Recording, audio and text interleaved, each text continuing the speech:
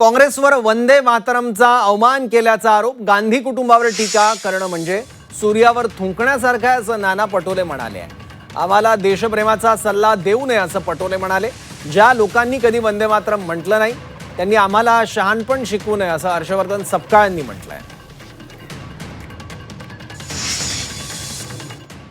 असं वाटतं की भाजपच्या या पिलावळांनी त्यांचा जो मूळ आरएसएस आहे त्या आरएसएस कडे बघितलं पाहिजे, ज्याचं स्वातंत्र्य लढ्यामध्ये त्यांचा सहभाग नाही, ज्यांनी 52 वर्ष या देशाचा तिरंगा फडकवला नाही, त्याला अपशकुनी म्हटलेलं आहे.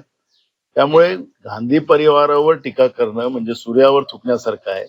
त्यामुळे ही जी पिलावळ आहे भाजपची तात्पुरतीवाली, याच्याबद्दलची प्रतिक्रिया देण्यापेक्षा त्यांनी आपला देशप्रेम पाहावा आणि आम्हाला देशप्रेमाचा सल्ला देण्याची गरज आहे. मातरम ज्या लोकांनी कधी म्हटलं नाही, भारतीय जनता पक्षाच्या संपूर्ण जी त्यांची वंशावळ आहे, मग त्यामध्ये जनसंघ असेल, हिंदू महासभा असेल, राष्ट्रीय स्वयंसेवक संघ असेल, यांनी कधी वंदे मातरम म्हटलं नाही, तिरंगा खांद्यावर घेतला नाही. आणि आता जर ते आम्हाला शहाणपणा शिकवत असतील तर कुठेतरी श्यामाप्रसाद मुखर्जी हे मुस्लिम लीगच्या सोबत, जिन्नांच्या सोबत हे आघाडीमध्ये मंत्रिमंडळात कसे होते त्याचं उत्तर त्यांनी द्यावं.